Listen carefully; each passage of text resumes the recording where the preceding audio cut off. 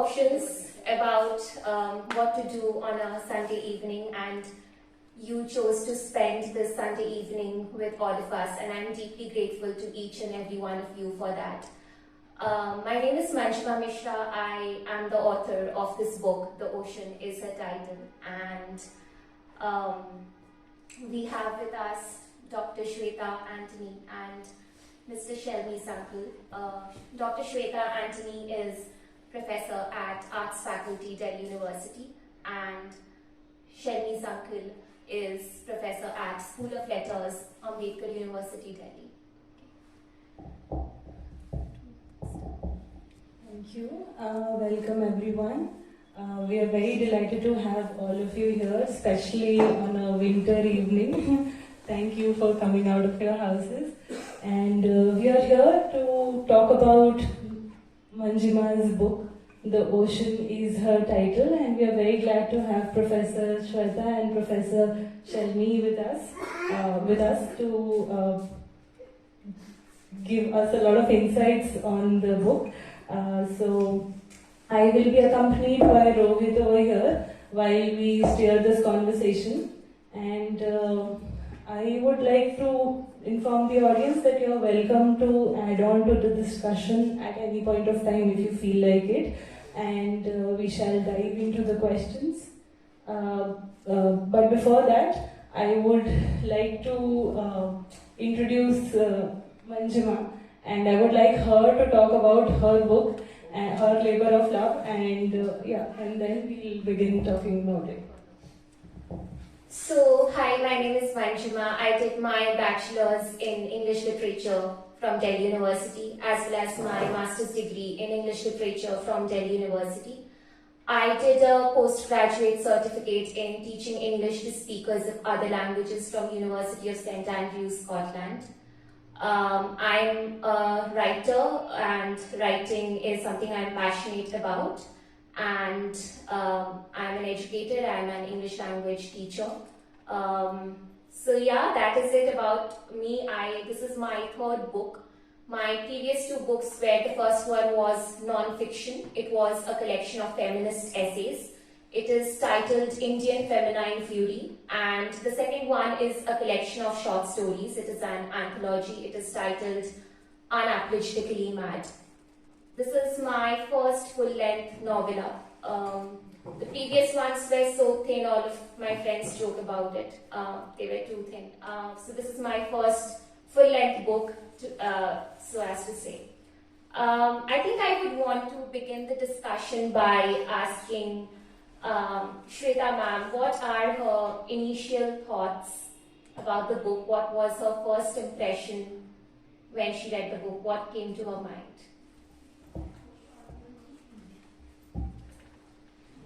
Thank you, Manjima. So, what struck me the most is, of course, the title. The Ocean is her title.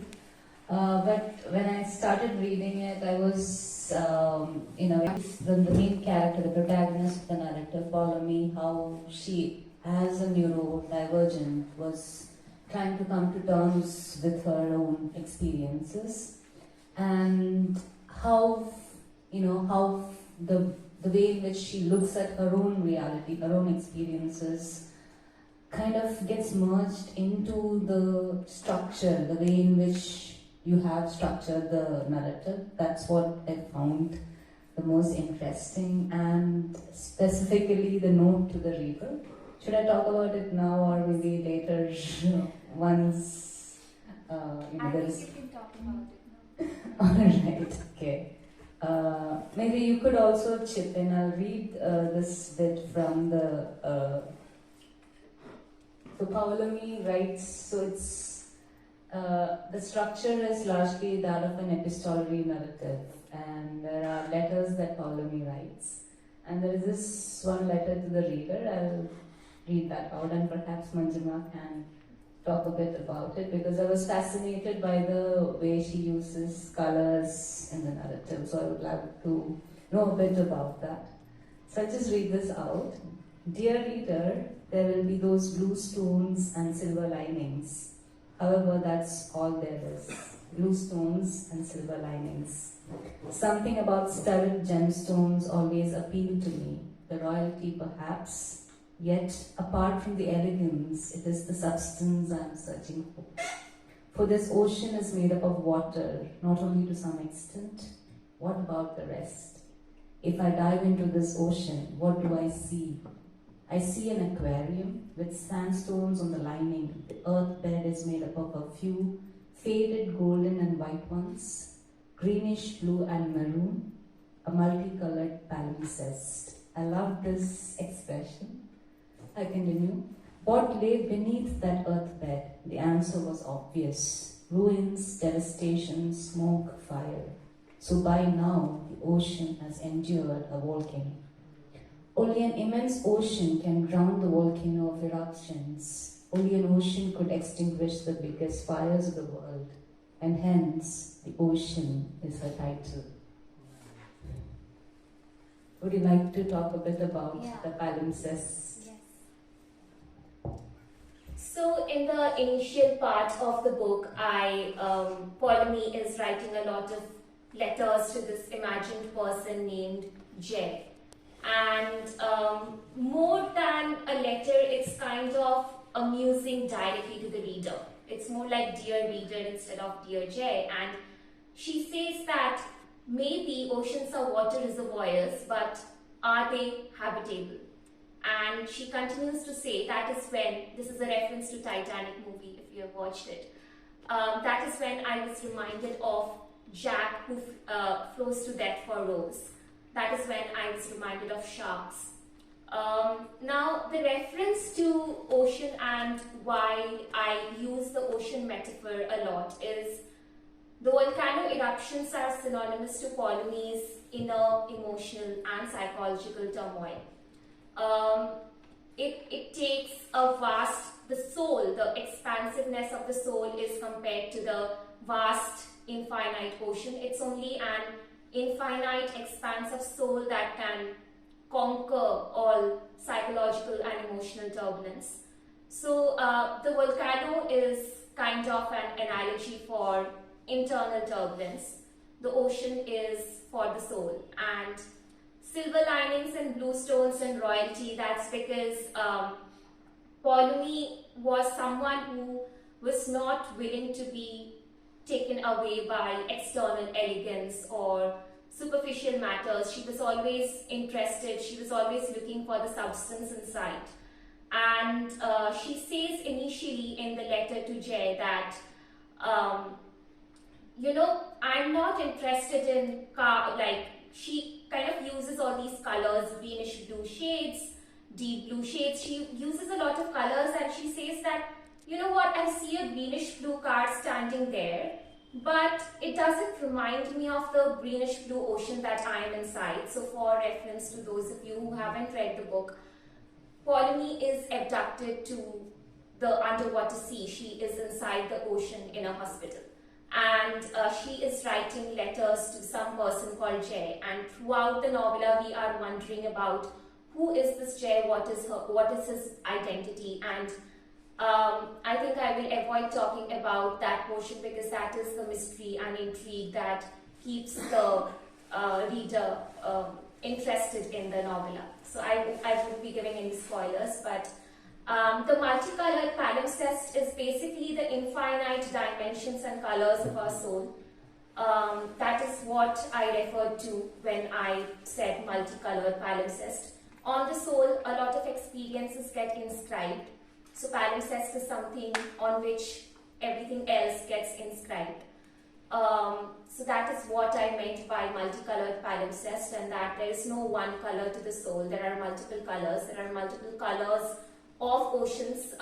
It's not just blue, it's just different shades. And by referring to silver lining and studded stones, silver linings refers to every cloud has a silver lining, and studded stones is basically referring to royalty. A lot of royalty wear jewelries with studded stones. So, and that is how she refers to, maybe those studded stones are great, but I'm not interested in those.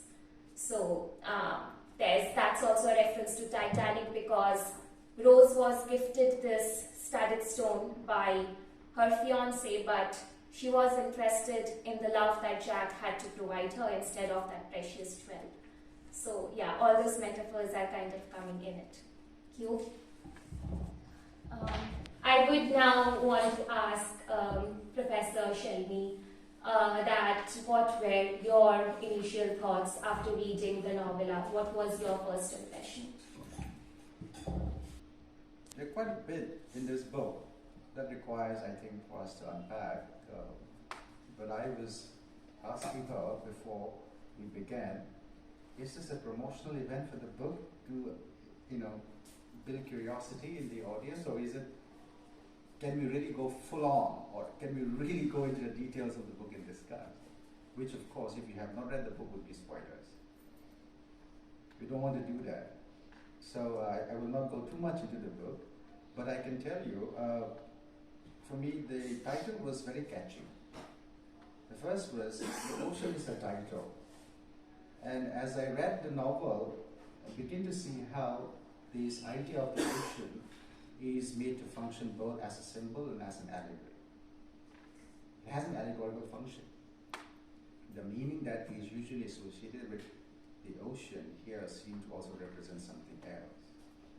And I think my friend Swetha, my colleague Swetha here has picked the right passage when she read from this, but I'll read the last bit again. I think Manjima had read this also for us. Only an ocean could extinguish the biggest fires of the world, and hence the ocean is a title. So basically then the book will be about the fires, isn't it? What are those fires? What are those fires that come or that emerge out of the volcano?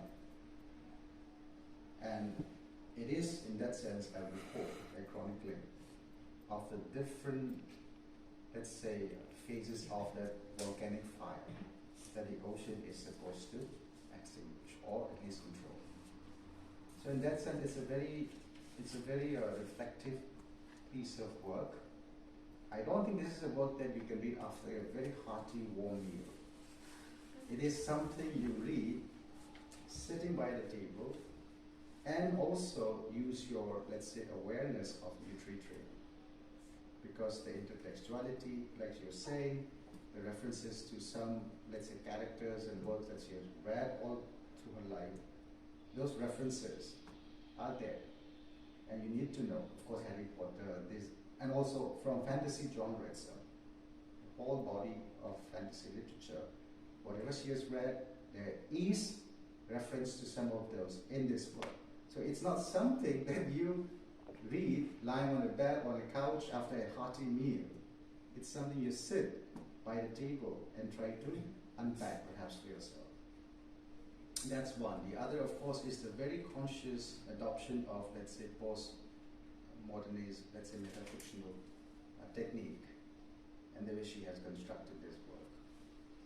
There is that conscious awareness that this is a piece of, let's say, art that she's engaging in. So, for example, that section where she says, to the reader, that's a very self-conscious act.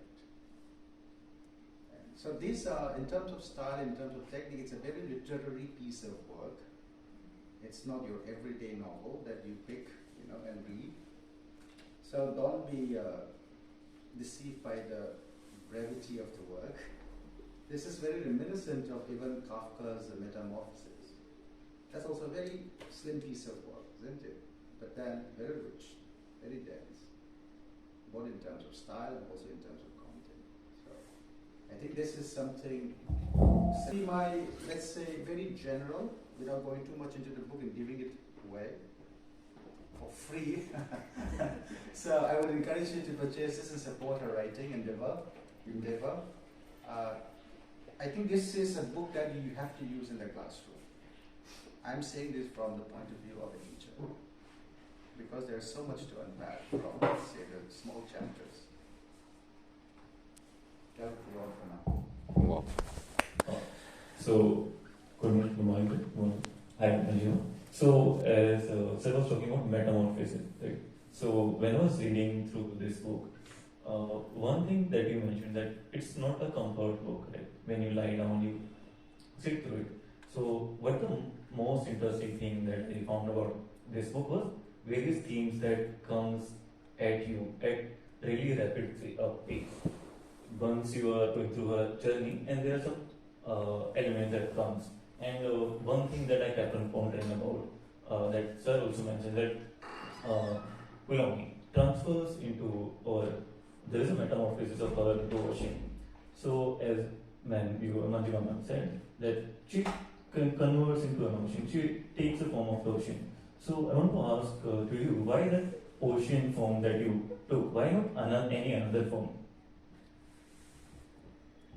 So, oceans seem infinite, but they do have geographical boundaries. When you look at the horizon across an ocean, it seems that the infinite ocean meets the infinite sky, but in reality, we do have geographical limits to oceans. They are not actually infinite if you look at their size. They are large, they are huge, yes. So, I kind of feel that every human being, while we do have infinite potential, we say that we have the infinite capacity to achieve or to accomplish in life, but in reality we as human beings do have perceptual limitations. We do have boundaries, we do have our own, let's say, circumstantial boundaries or limitations. So I think I wanted to use a metaphor which is vast and expansive, but it is also limited. And I could only, it's the ocean that came to my mind, that ocean seems unlimited, how infinite, how much of an infinite expanse of a water body it is, but that is illusory. Like if you pick up the globe, there are continents kind of marking their boundaries. So oceans are not as unlimited as we would like to believe. So I think I wanted a metaphor for what a human being stands for, unlimited and limited at the same time. Wow.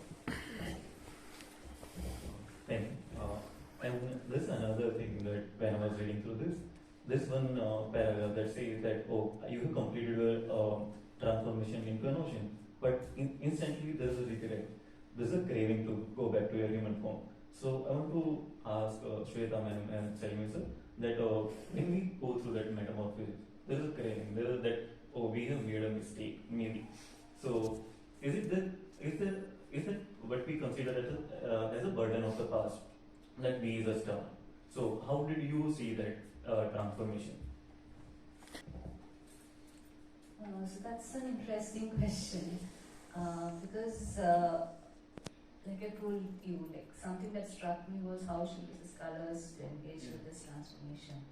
So at the outset, the beginning of the narrative, there is a way in which she gives up on yellow and kind of moves towards the blue, which is an indicator of how conventionally we look at individuals who are neurodivergent as connecting more to blue.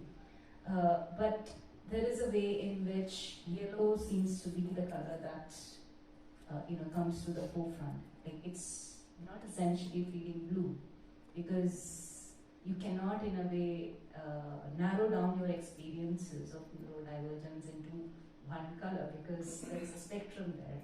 So when Manjima was just talking about the depths of the ocean, she was also in a way talking about how it's not, the depth in a way also includes a spectrum. So it's not possible for one stage to end and immediately go into another stage. So that evolution is not as seamless as it looks for someone who has not gone through any sort of a mental illness. So that's something that I have to talk about when you ask me about transformation. And also there is an interesting way in which the techniques that you use to write this narrative also implies that you cannot just say that this ends here and I am suddenly a new person the next moment. So that's something that's interesting about a narrative. And also there is a way in which Pauline doesn't look at individuals through all these conventional lens of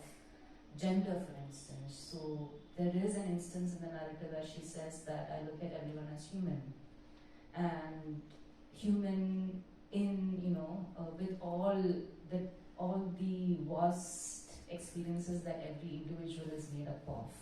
So there is no right or wrong. She doesn't look at the world through the binary, and perhaps that's one of the reasons why, she is able to make that transformation and is able to kind of project Ptolemy as a character who is the need of the hour. You cannot just look at, you cannot have a mighty view in today's world where every individual is going through a lot of challenges, not just health-wise, but there is a prominent way in which she brings in, career, interpersonal relationships, etc. in the narrative. So I believe Ptolemy is a sort of a character that will influence us to look at the world in a different way, through different perspectives. Well, see, the end of the novel is what strikes as, it ends on a bit of a sad note. I'll read that. 20 years later, the next generation of father and daughter on the dining table could be seen having a discussion on politics, philosophy, culture and society, just like Ptolemy and Mr. Chatterjee were sitting in Rivera for the test of rationality. After all, this is the line, bipolar disorder was a genetic disorder. There's a sense that you cannot transcend certain limitations that come prescribed to us as a result of our nature, which is to be human. That is, so it leaves us hanging there, and also in that sense there's a tragic note to it. There's an existential sort of arms, or you could sense a bit of the absurdist writers, be it Camus or be it Sartre or others, a bit here. There is that sense of, okay, you cannot change this. It's genetic disorder. We are somehow bound by the, let's say, prescription of genetics. We cannot get out of that. So the cycle repeats itself again. And of course, we have to go through that struggle like the myth of Sisyphus. Like Sisyphus rolling the stone up the hill. We have to continue our struggle. So it ends on that note for me, the way I read the text. And yeah, coming to your question of the metamorphosis, and I think here, the title, let me also connect with the choice of the word ocean, or the ocean as the metaphor / symbol / as to function as, to carry an allegorical function in a novel, let's say. I think it works in terms of duality. The ocean here makes sense only if we take into account the volcanic eruption that she referred to earlier. Water is, we know, life-giving. But again, the ocean itself is fluid. But then also the volcanic fire, we have to trace that in the story. What kind of volcanic fire, so to speak, is Ptolemy manifesting in her writing and in her own personal monologues and music? And how is the ocean in that sense made to function in helping her control, if not extinguish those fires? To, let's say, pick on the life that she chose later on and became a Nobel Prize winner in the story. That's quite a jump, actually. But that is how I think you trace the trajectory of the narrative, I think. And also you see the function of the ocean, the metaphor of the ocean as both symbol. And also you see the other that balances, which is the fire. Without that, the function of the ocean is incomplete in the world. So,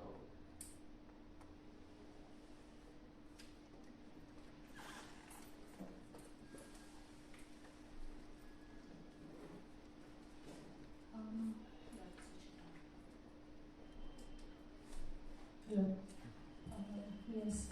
Since we have already reached a point where we are discussing the bipolar disorder, I wanted to ask our professor specifically, is there a connection between the writing style, which is stream of consciousness here that the technique that Manjima has adopted, and between the bipolar disorder, the kind of expression that happens, because from history we know that after Virginia Woolf wrote her novel, we come to know that she also suffered from bipolar disorder. But here we have, so many years later, we have more information about these things. We are more aware about disorders, and we have an author, a female author, within our narrative as well, who acknowledges that, and she's fighting through that. So, do you think that this form of expression connects with the disorder somehow, or helps in the expression?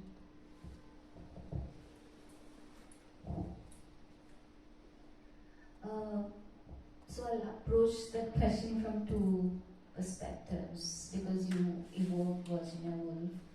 So there is a way in which women's autobiographical writings or confessional writings was seen as historical, right? That's when it began. And there was this idea that biography writing or life writing, for instance, written by men is to be trusted, and there was a sort of a distrust that was associated with women's writing. So I did my doctoral work on Kamala Das, so I know a lot about this sort of an approach towards a prejudice towards women writers who take up the confessional mode. To a great extent, Manjima is also kind of doing something like that, but when you're looking at the condition of bipolar disorder, and specifically when you're looking at it as a spectrum, there is the manic version of it. So there is a way in which there are certain parts of the narrative that reaches that crescendo, where, you know, she's having an episode like that. And that intensity that happens when you are going through a bipolar, if you are someone who is diagnosed with bipolar, would understand, where, you know, you would, you know, would have to look at surviving through that sort of a, you know, expression of what you're going through. So I believe that this work is able to do justice to both these aspects, you know, as a woman writer, and also as someone who is engaging deeply with bipolar disorder. I guess she has ingeniously transformed both these threads, or dovetailed both these threads in the strategy that she uses. Would you like to? No, I'm not an expert on this particular. Let's say I know very little, so I would not risk going into it about bipolar and all of that stuff, because it's real issues people struggle with every day. You know, we have several. I think we have so many people. Even in the university where I work, I have some students who have these issues, and sometimes I'm at a loss how to help them, how to maybe create situations or scenarios where you feel more comfortable to, let's say, work. It's a challenge, so I would not venture to. No, but then I would like to read out a section from the narrative where she talks about this, you know, us versus them sort of thing. Because even when you're looking at, because I'm talking about this largely from my academic interest in medical humanities, and I've been working on ADHD a bit.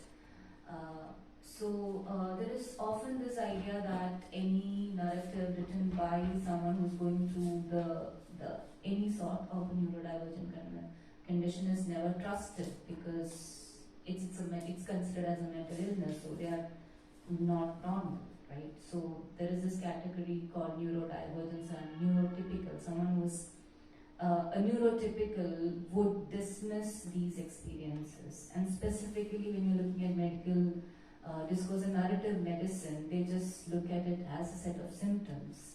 But for someone who is going through the condition, it's never a set of symptoms, it's their reality.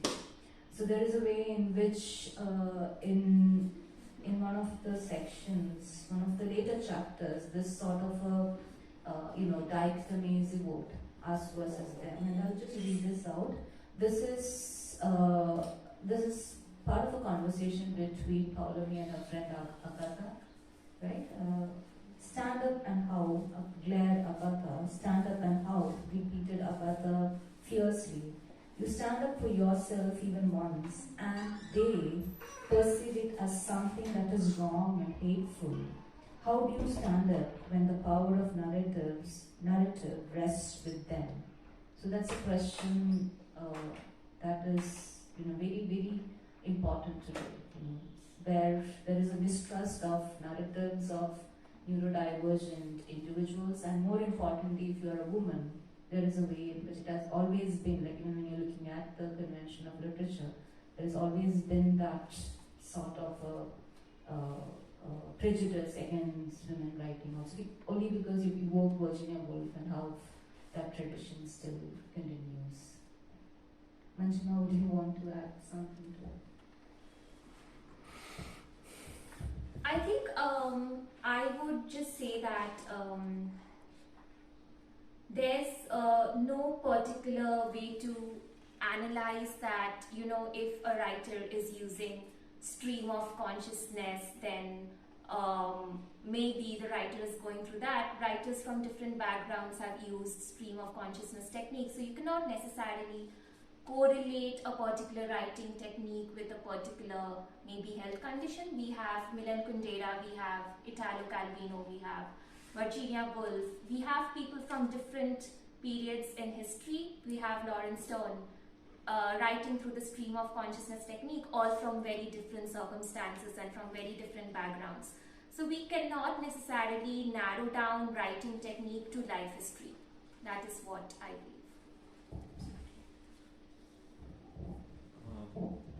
As I was pointing out that here, I feel when I started reading the novel, and when I started reading it, there's a mention that Pulumi has a rare disease, right? And she becomes a object of curiosity rather, right? And I feel that her humanity is reduced in a way that where she's just seen as an object and an item of curiosity in the medical world. So I would like to ask that is there any issue when it comes to medical field when a patient is seen as a mere object of curiosity, which is strengthening the medical field, but at the same point we just end up reducing that type of person's humanity?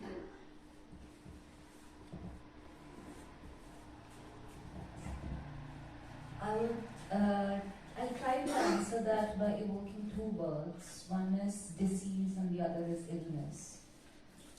So disease is often a term that is used by medical establishments. So if you just look up the meaning of disease, it is defined as a set of symptoms. So there will be a diagnosis and a prognosis. So it works like that. But illness it's something that is used in a very subjective context. So by differentiating these two words itself, you're able to kind of understand that there is this disconnect that is there when you're looking at the medical establishment.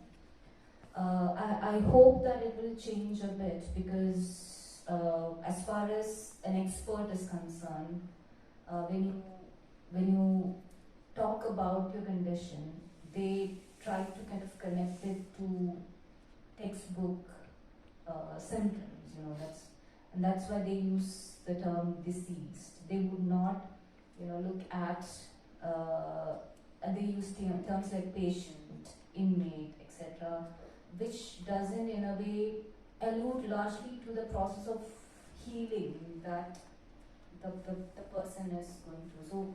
So for someone who feels ill, what is important is that the fact that they have kind of consulted someone itself is the first process towards healing. But unfortunately, the expert would not look at it like that. The courage to even go to an expert to seek out what the problem is, the courage to understand whatever they are feeling is, why they are feeling ill. So I think that is pretty much there, that sort of a disconnect. Right? Because they look at an individual as a set of symptoms, whereas for the individual, it is a process. Illness is largely subjective. So I hope that answers your question. Yeah, because largely they don't look at it as healing, they look at it as a disease. I think since we are talking about healing, I mean, there's a particular portion of the book which is called Healing a Journey. And when you read the book, you kind of find out that Pauline finds outlet in all these pop culture phenomena, like maybe Taylor Swift, who is very popular in today's world, especially amongst young women. And we have films like Kalunda Ho, Titanic, and we have Wonder Woman, Harry Potter, and all that, all those references. And I feel when we're talking about healing, we kind of narrow it down, but I feel I would like to acknowledge and assert that there is a deliberate intention in which, I have placed these pop culture references. I feel that films, books, music, they play a huge role in healing. In fact, they could play I'm not kind of neglecting or sidelining medical science, but art can be as important for the process of healing as is medical science.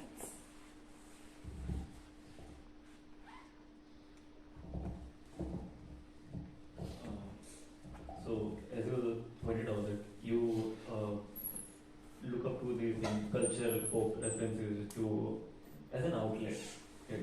So, is there anything else that a person can look up to? Like pop culture is one thing where a person finds a shelter kind of thing. Right? A person looks for an escape and an outlet. And I would like to know that whether you experience something similar, and whether you try to pour your experience in the book. Definitely, the character of Pauline is influenced by how I have perceived life. But for me, there were in my immediate reality, I often could not find the outlets that I could find in pop culture references. For instance, as a teenager or as a young adult, you often have very unrealistic expectations about love. And in Indian culture, we live in a culture where a lot of young people, they are not very open about talking about all this romantic life and all this with elders, and they kind of find that outlet in films maybe. So for Pauline, for instance, she herself confesses that her expectation that there will be some Aman, which is played by Shah Rukh Khan from Kal Ho Na Ho, or there will be some she says that her Titanic level expectation of love is too unrealistic. So that is something she realizes later on. Similarly, I think if I have to talk about myself, I did not grow up with a lot of female role models whose life I wanted in my immediate reality. As a kid, my role model was Wonder Woman. So I would just wear a crown like her and I would just jump here and there thinking that I would have this metamorphosis into Wonder Woman. So I would like to, for me, it's primarily, I have benefited a lot from films, books and music, and which is what I emphasize, that both the father and daughter in this novella, Mr. Chatterjee and Pauline, share that love for films, books and music. And that kind of, although Pauline is not able to break the cycle of illness as she passes on the illness to her daughter, again a spoiler that happens 20 years later, but at least in as much as mental health, existentialism and all that is a theme, I think love and friendship is a huge theme in this book as well. And the equation between Mr. Chatterjee and Pauline, they share a lot of philosophical conversations with each other, and that is a very important part that I think your social support, and apart from pop culture, social support and social relationships can also play a huge role in how and where you are in your healing journey. As pointed out, Pulong has a string, not even string, there's a long list of conversation, and on different topics, she talks to her father, And one particular segment that I found really interesting is when they were having a discussion about whether time is more relevant, whether time flows, and there was a particular discussion about health. So how I saw health is that it is a form of self-love. That's what my interpretation of it was. Like when you care for yourself, that's the first form of self-love.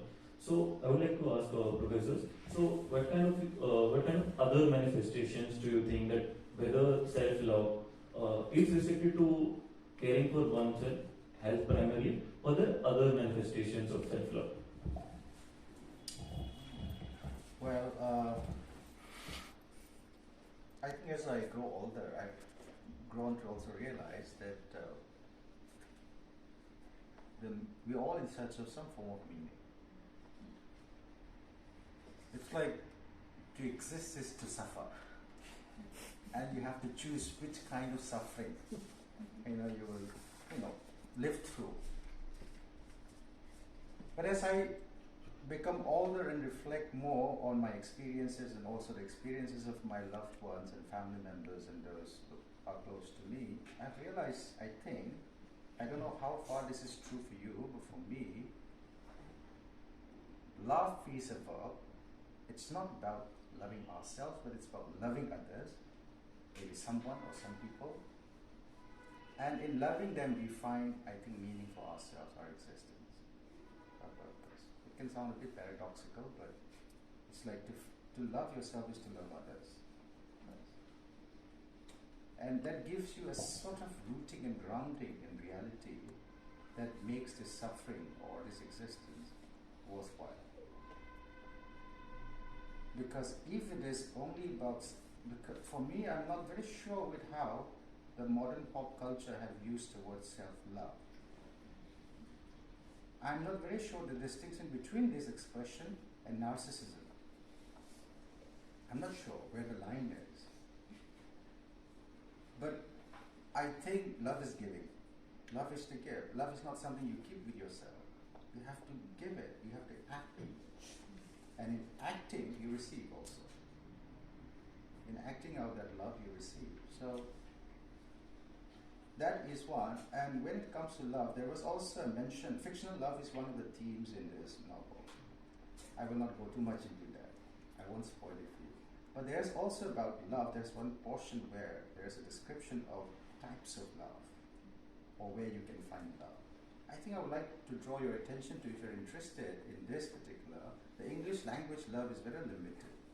The word love is very limited. The Greeks had 4 types of love.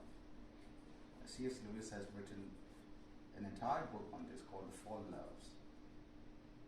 And he calls it, there is the erotic love, there is the storge love, there is the filial love, and there is the agape love.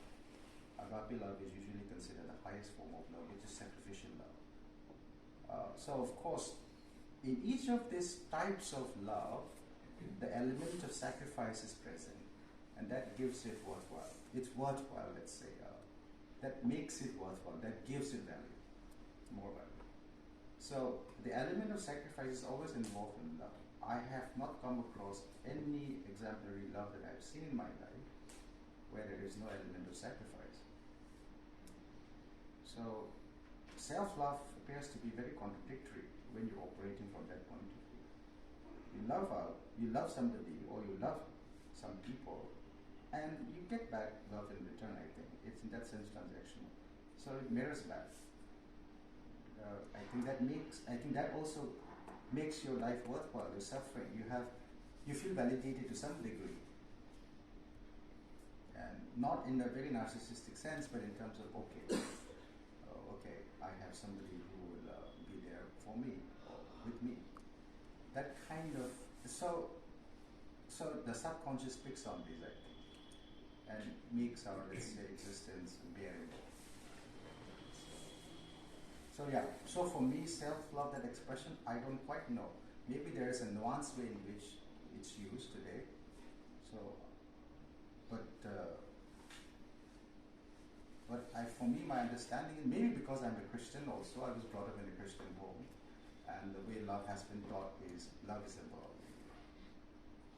You have to act out. You may not like somebody, but you can still love them, show love to them. So liking is natural. You meet somebody, you immediately like them or don't like them. That's different. But love is a choice in the sense that even you may not like somebody, but you can still show them love, some love. But like, though, you can't control. You either like them or you don't like them. That's there. But that doesn't mean that you cannot show love, some degree of love to them. Right, good point. Thank you so much.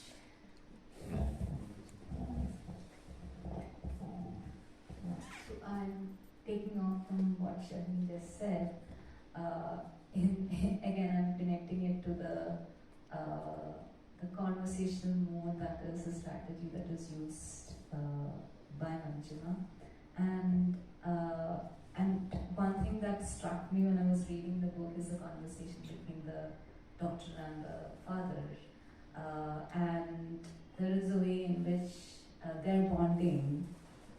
It's a give and take sort of a thing. There is the test of rationality. It's an interesting bit of the narrative where it's just a banter between the daughter and the father. But we'll find that as far as the range of characters go, it's the father who fights for polygamy and who says that let's put her through the test of rationality. I'm sure that she'll come through. So I guess there was a way in which the idea of love or even self-love gets reflected in their conversation. Even so, there is, like you said, it's a paradox because there are moments when they agree to disagree also, but that becomes an intrinsic part of the evolution of the relationship. And also it becomes a sort of a way in which polygamy comes back, because it ends also on that, that sort of a banter. The narrative also ends on that banter. Yes, I mean, it's noteworthy that the book ends with conversation, like the reference to, yes, there is a kind of father-daughter conversation going on, and that is basically a test of rationality of polygamy because, so this book, The Ocean, it basically, there's a royal government in the ocean which has decided that polygamy is not well, and she has to go through this test of rationality. Kind of reminds me of Ramayana where Sita had to go through a test of chastity. I would just love to hear you, all of you, talk about these two characters. I also somehow felt that perhaps these two characters were extensions of Ptolemy herself. Yes, please. Honestly, when my mother read the novella, she had the same opinion that Miss Scientist and Miss Ocean were extensions of Ptolemy, but I did not intend it to be so. I intended them to be different characters. Of course, Ptolemy takes the form of Ocean and Ocean takes the form of Ptolemy, but the kind of medical paternalism that Miss Ocean and Miss Scientist sometimes display, I don't think that those two characters can be synonymous to Ptolemy. Yeah, that's all I would say. As far as Miss Ocean and Miss Scientist go, I did also think that there were aspects of polygamy, but what I found a bit strange is that Miss Scientist is the one who is more impulsive as opposed to Miss Ocean, right? Which essentially goes against any sort of a scientific rationalist aspect that you associate with a scientist, which I think gives the clue that cannot in a way associate these personas as part of polygamy essentially.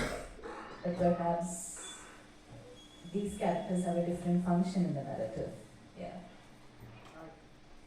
It's fine. I've said quite a lot already.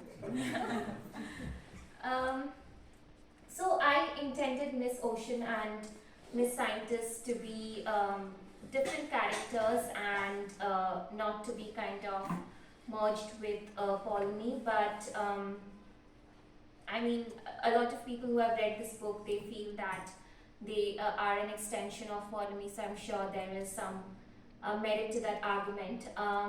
As of now, I can only say that there is this particular chapter, Healing a Journey, where Miss Ocean and Miss Scientist are kind of seen to be staying together with each other, and the kind of depth that is reflected even in those conversations that Miss Ocean and Miss Scientist have with each other, that depth is kind of shared with the character of Volumi herself.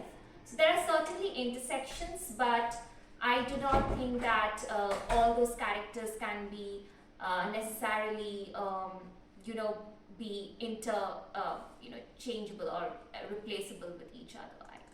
I didn't intend it to be that way. Also, could you comment on how did you not name them? Like Krish and Jay have names, Trisha has a name, but these two do not have a name, which is an absolutely interesting aspect. I found that very unusual and distinguishable. So, although the novel talks about real life issues, I wanted to place it in the fantasy fiction genre. And Miss Ocean, for example, she is not actually a human being, so we cannot name her. She is the ocean who has taken the external form of Polemy. So I cannot give her a human being name. Similarly, Miss Scientist, Miss Scientist, I could have given her a name, but I wanted to emphasize her role in the novella. Her role is limited to being that of a doctor and a scientist, and it is not a very pervasive role in the novella, and which is why I kind of wanted to limit it. Whereas Krish and Jay, they have some more roles, and although Krish and Trisha are kind of the rulers of the ocean, they are the king and the queen, so I wanted to give them names, plus they have some further roles to play in the novella. But Miss Ocean, I did justify that she herself was not a human being, she was the ocean. And Miss Scientist, again, I just wanted to emphasize that she is a doctor, she's a scientist. I did not want to name her.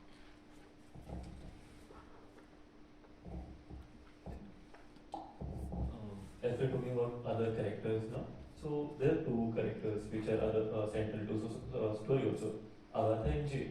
So Jay, as we will not talk about, so there is Agatha. So did you base her on your friend, or did you find out that there is a need to be another person in the story, or what did you perceive when you wrote Agatha? So for those of you who have watched Kalona Ho, it's a love triangle, and there's a portion where Polemy says that I resign from the Aman factor in people's love lives, so I kind of I'm putting in my resignation letter from being this third factor in a love story, and so I wanted to bring in a third factor. It made sense for the overall plot and the kind of monologues and dialogues that she has at various points in the novella. It was necessary to make it a love triangle, so Agatha had to come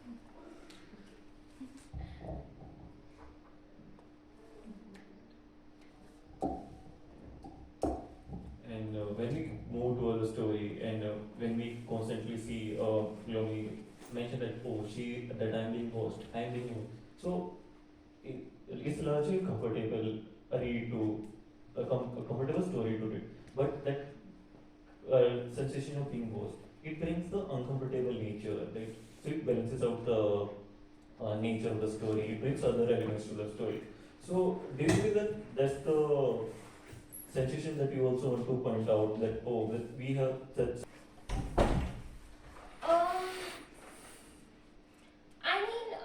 It's again a very subjective experience. I won't elaborate on this part of the novella because that would be a spoiler. But there is this aspect brought about surveillance and being watched and invasion of digital privacy, and there are these aspects, but if I start talking about them, they would be spoilers, so I wouldn't talk about it.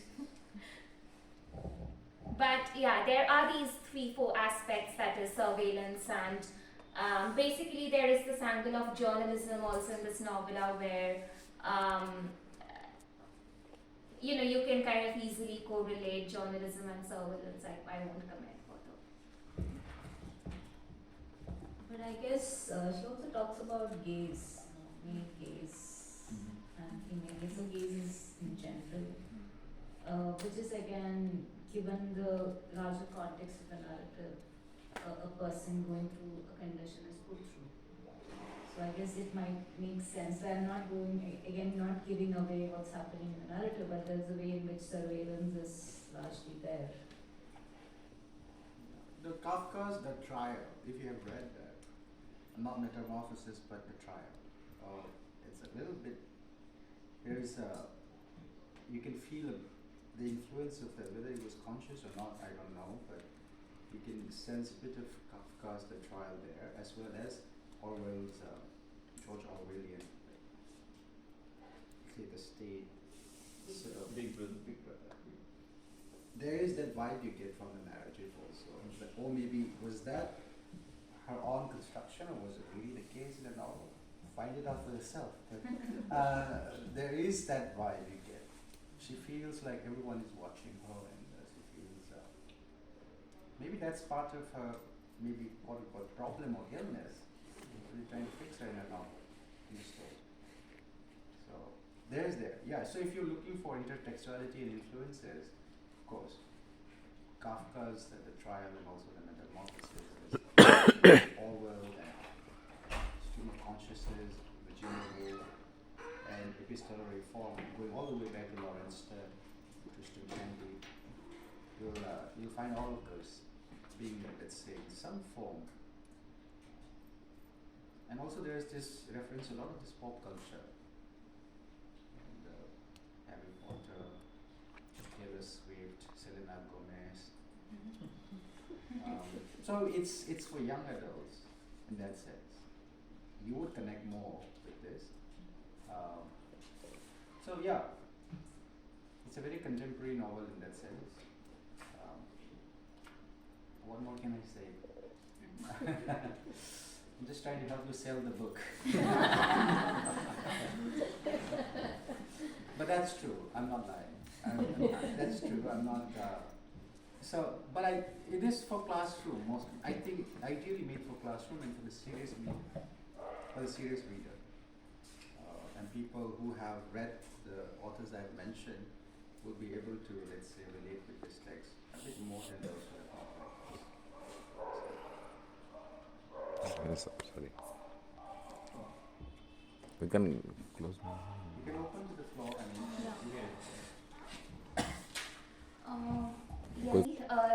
Thank you for being here. I would like to now open the floor to questions. You can ask any of us. Rahul, You can ask the professors.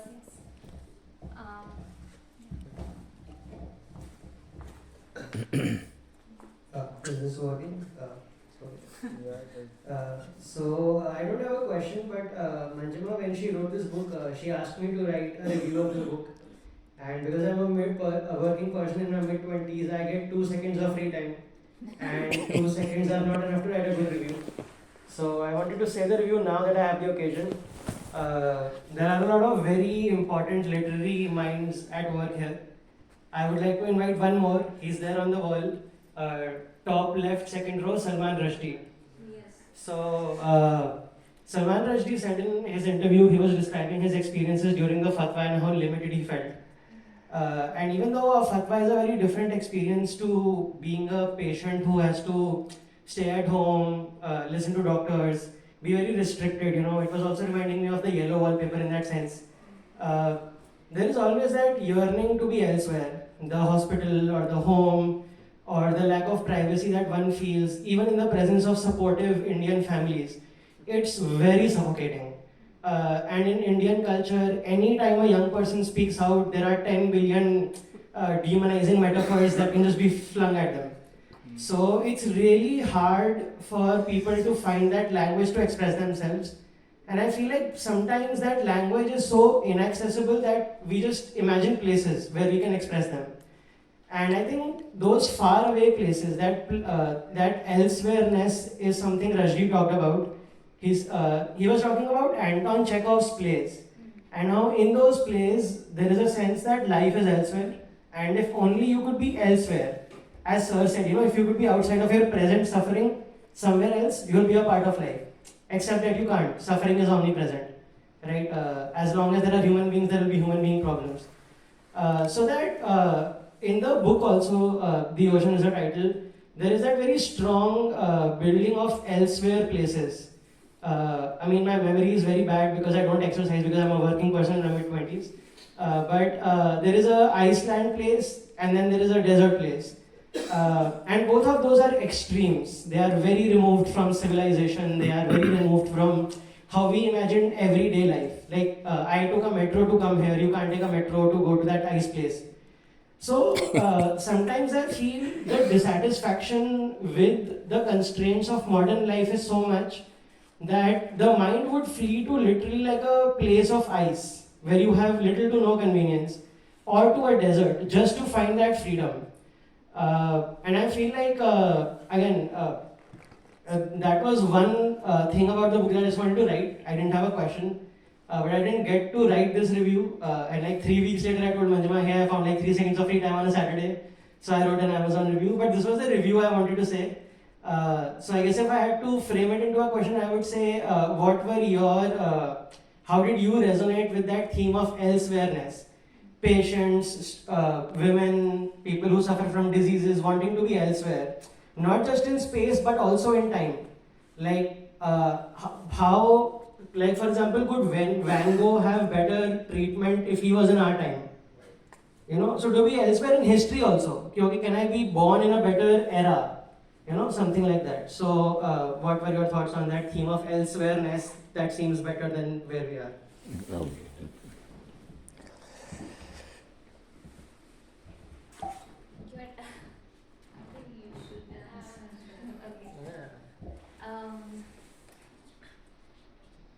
I think that is a pervasive emotion that I have also felt, that if I was maybe doing my PhD abroad, I would feel great.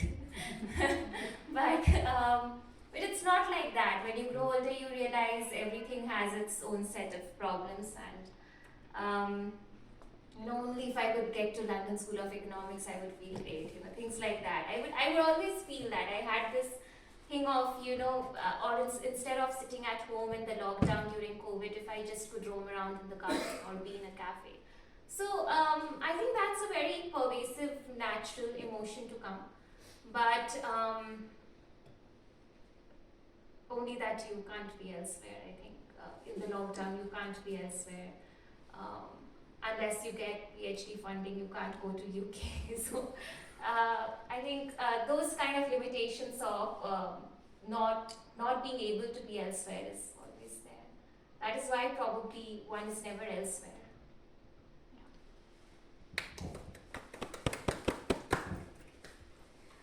I'll come to that question from the point of view of an academic, right? We refer to Salman Rushdie, and we have a lot of genres like magic realism, for instance. It is always evoking an elsewhere, right? And if we're looking at high fantasy that she is influenced by when she's writing this, it talks about world building and elsewhereness. So I'm guessing, like when you're looking at literature as such, this elsewhereness is one of the strategies that we use to engage with our own suffering. So if you're looking at the genre of high fantasy, for instance, it's written right after that comes to the forefront right after the World Wars. It was seen as a way of, giving some sense of hope to the people. There is an alternative world where everything will be okay. Even though it is allegorical, so that's the same with magic realist texts as well. The elsewhereness is evoked to talk. It's again considered as a way in which you're writing back to the colonizer. The sense that you don't understand where we really are, and the problem is largely because of that. You see us as elsewhere. So I'm guessing from the genre perspective also that becomes a very prominent aspect.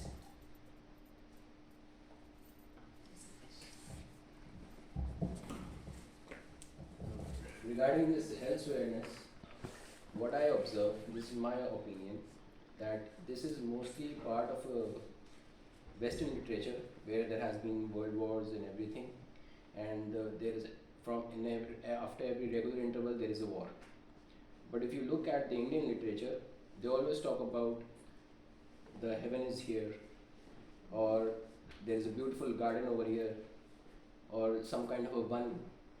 So in Indian literature, you will always find that this is the place which is where you seek blissfulness, rather than suffering. So this suffering and elsewhereness is mostly comes from that world. But if you look at the Indian literature, they mostly talk about blissful seeking. Suffering is okay, it's part of life, but you have to take pleasure, and the ultimate goal of life is to be blissful rather than suffering. So that is what I understand. Thank you.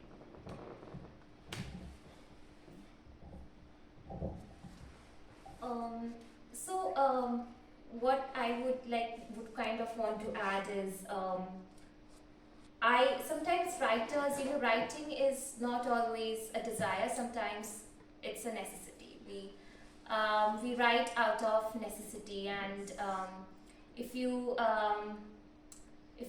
because, for example, if I'm writing in the when the pandemic is going on and the lockdown is there, a part of the novella is written, in fact, when the pandemic was going on. You have to, for example, let's say at that time I was like, I wish I went to a hill station or was in a winter wonderland where there is a snowfall. Well, you can't be, so the alternative is to imagine and write. And that is what I think fantasy fiction does. I mean, when we have read Harry Potter while we were younger, that we are transported to Hogwarts, we are transported to that world, and it kind of, like Swetha ma'am said, that fantasy fiction came after World War, so we are kind of transported into a world, into an alternative world, because we cannot tolerate or bear the world we are in. And although, of course, the goal of life, all of us want the goal of life to be blissful. I as a person, I have always wondered, in that kind of to and fro between bliss and suffering, how much of does destiny have a role to play? So, for example, genetics is destiny. You can't do anything about it. So, but I mean, let's say Stephen Hawking, he got paralyzed and he got this disability, but and a lot of people, I mean, if someone gets that, a lot of people would kind of think, as how much power do you give to destiny? That I was just destined to suffer, but he still became one of the most extraordinary scientists of his time. So I, as a person, I'm in an ambiguity. I do not have a very definite opinion about the role of destiny, how much importance to give to it and how much not to, because I would grow up listening to elders who would say that whatever is written in destiny would happen, and I would always be rebellious against that. This is not how I want to see my life. And I've always been inspired by people who say, man is the maker of their own destiny, and I think that is the kind of bliss and suffering. Destiny is kind of the, what do you say? I don't know if deal breaker is the correct word, but whether do you kind of venture into bliss, or whether you venture into suffering. Destiny is kind of the rotating, the kind of fulcrum that revolves that wheel of life, I think. And it's up to you, I think, how much importance you want to give to that fulcrum. Yeah.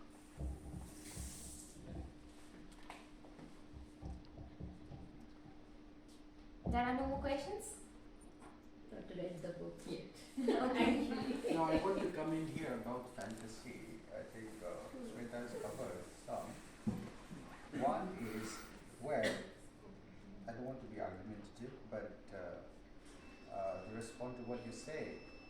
Buddha was from India.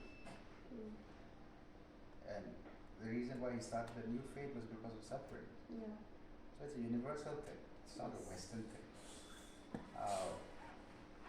So that's one. And the other thing is fantasy genre didn't start after World War. It was already there in the 19th century also, much longer. If you go back to the Greek time also, you'll find some of them. But in the English language, let's say, one of the earliest figures of fantasy work is George MacDonald. Fantast is one of his well-known works. And The Princess and the Goblin is also another. And then you have people like William Morris, who write fantasy, high fantasy, The Well at the World's End, and there are others also. And in the 20th century, of course, the greatest exponent in the English language of fantasy would be people like Tolkien and C.S. Lewis. But the purpose of the fantasy, the elsewhereness question, I'm responding to that. Well, the grass is never greener on the other side. Never greener on the other side. But I think the purpose of creating an alternate world is there's a strong moral message or purpose to it. It's not done for the sake of it. It's not an escapist. It's not the escapist impulse or the impulse to escape from, let's say, the reality that you are in, because fantasy literature is usually accused of being an escapist. Well, isn't it? It's not really that. If you really dig into it, there's a strong ethical consideration and moral teaching that they would like to impart in a language that perhaps is easily processable, understandable, accessible. So there is, they may say you're writing down to your audience, but like they say, catch them young. So they will try to write. So there's a strong pedagogical element to the way in which fantasy genre, the form itself, is used by writers like Tolkien and C.S. Lewis. They are very popular because their books have been made into movies, so I'm using them as examples. But the purpose of creating a world, for example, in C.S. Lewis' Narnia is what? A world that exists parallel to our real world. But as you read the 7 novels, what you find is the reason why the siblings are brought into Narnia is because they're there given the training that would be necessary for them when they come out of this world Narnia and into the real world. The lessons that they have learned here, they would use in this real world to behave like, let's say, real human beings, so to speak. So the purpose is always in that sense educational, be it moral, ethical, otherwise. And I like how Paul Ricoeur characterize or describe or defines literature. It says it's a propedeutic to ethics, meaning it's a preparation. Propedeutic, in that sense, a fancy word, but it means it's like preparatory ground for us imaginatively. It's like a laboratory. We're reading. No real person is getting hurt there. But through the choices they make and the consequences of their choices, we follow the characters very closely. We are being educated. We are being sensitized. And we use that in our real life. So how he characterized actually makes sense. It's a propedeutic to ethics.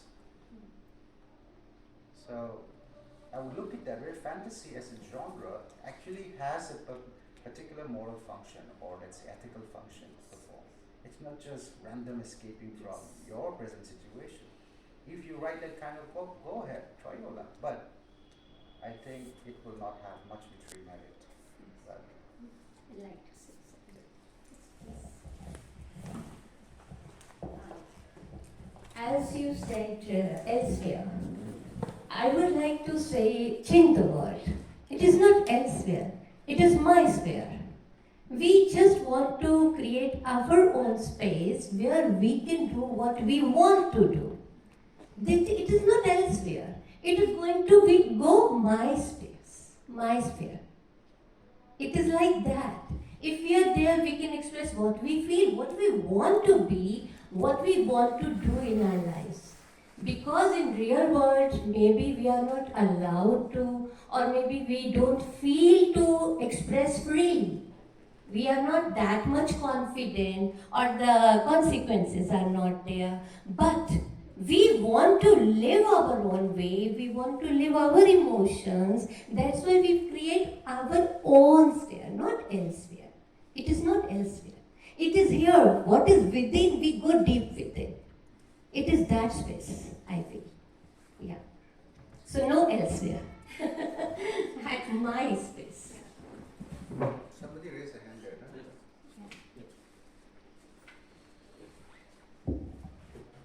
Yeah. So, yeah, Yeah, I can hear you. you did sort of answer the question that I was writing down because it's a complicated one. When we talk about magical realism and fiction in general, it is, I would say, it is like a way to express your abstract way of thinking or abstractionism, right? And I feel that certain cultures in the world are better at accepting, people's abstract thinkings as a whole, as a large, much more easier than what the situation here in India is.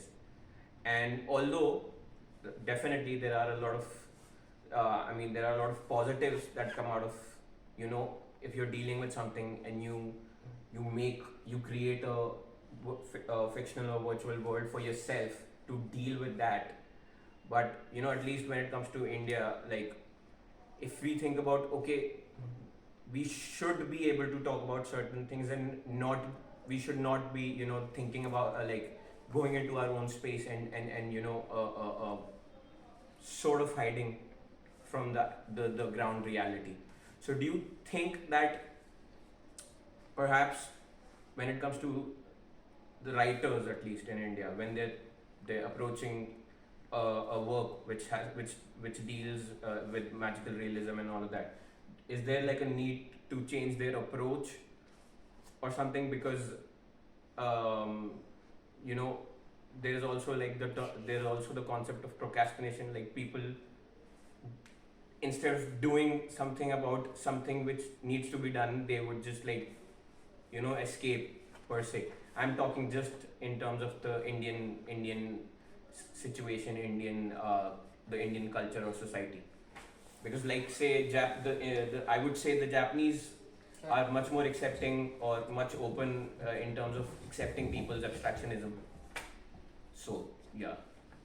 Well, if I want to answer your question, the first thing is, any work of art in that sense, to some degree, is an escapist in that sense. Meaning, for some people, earlier I wanted to come in, but I thought it was already answered. But let me revisit. Writing is therapeutic for a lot of people. Psychologically speaking, also, one of the things they would advise is straighten out your life. They would say, how do you straighten out your life? Maybe you're 25, 30 years old. Maybe divide your life into maybe 5-year period or 10-year period. You just write out your life and see the trajectory that you have taken to arrive at this point. Because the narrative of our life, we have to straighten it out. And we have to confront those that are difficult, ugly, whatever, of our past.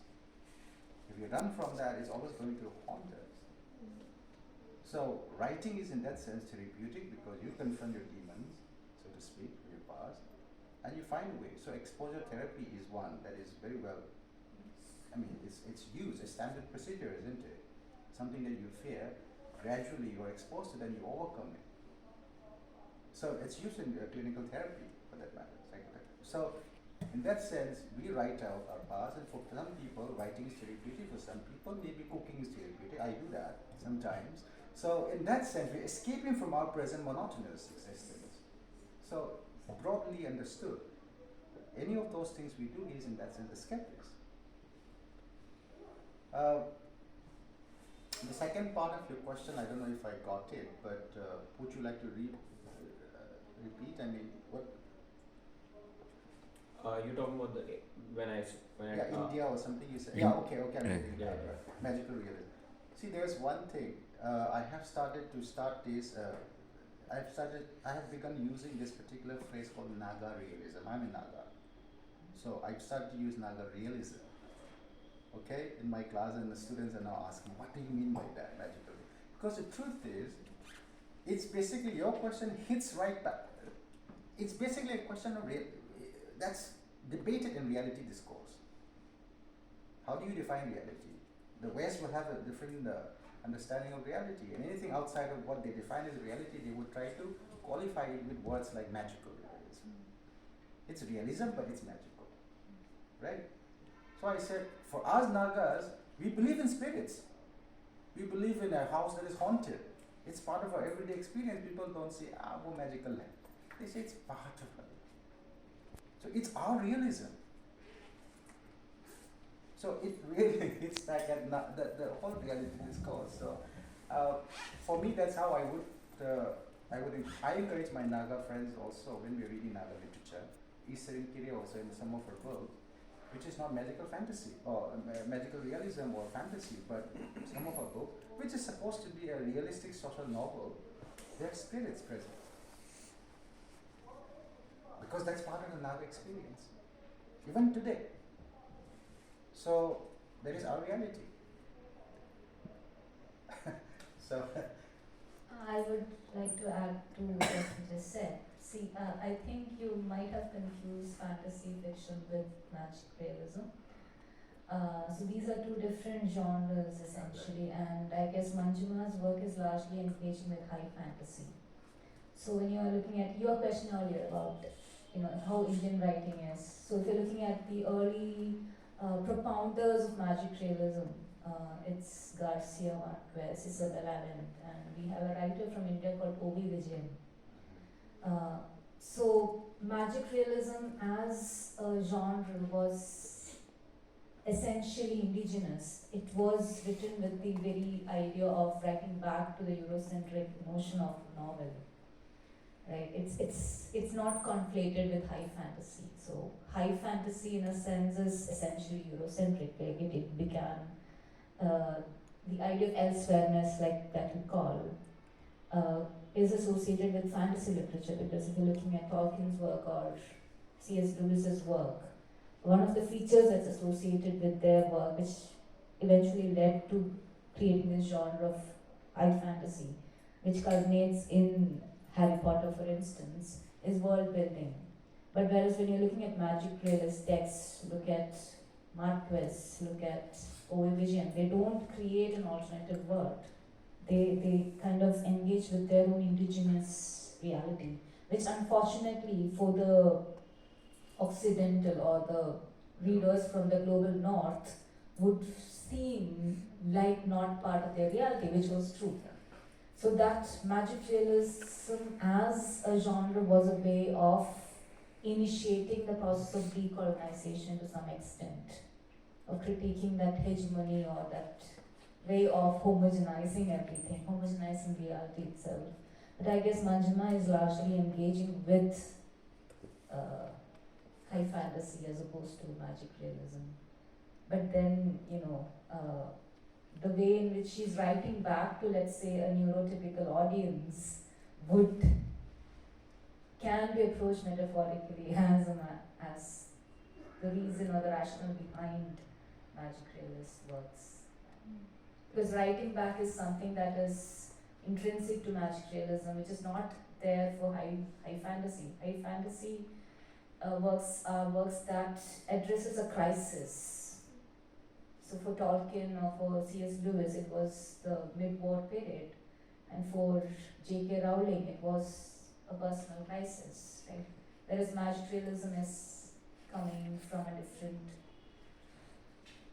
situatedness altogether. So that's why your terminology would work. sorry? Naga realism Yeah. would have a different approach. Any other questions? I have a very simple question. If I may out, I hope I'm audible.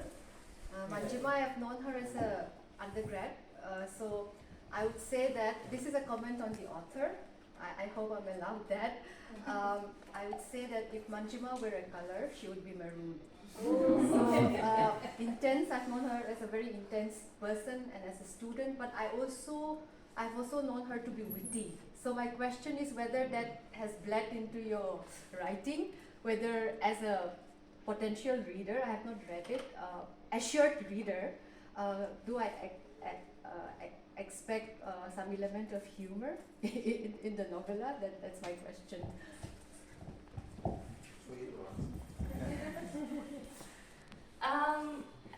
Yeah, people do kind of say I'm witty. Some people do say that I'm witty, but I don't think I wanted to weave that into Pauline's character because there's a tragic sense also in the novella which comes out to be very prominent, and it's an intense work, yes, but Pauline is not exactly, she's smart. I mean, the way she kind of responds to her father in the chapter, The Test of Rationality, the kind of conversation that goes on, she's smart and she can come up with smart arguments, but witty is not exactly the term I would use for Pauline. So you can close now. Thank you, professors. Thank you so much for being here. It was wonderful interacting with the both of you, and I think we all have also learned things that we are going to take back. Thank you, Manjima, for bringing us together, for writing this wonderful book that will bring more readers together in their sufferings, in their healings. And thank you for being such a lovely audience. Thank you for coming out, and have a nice evening, everyone.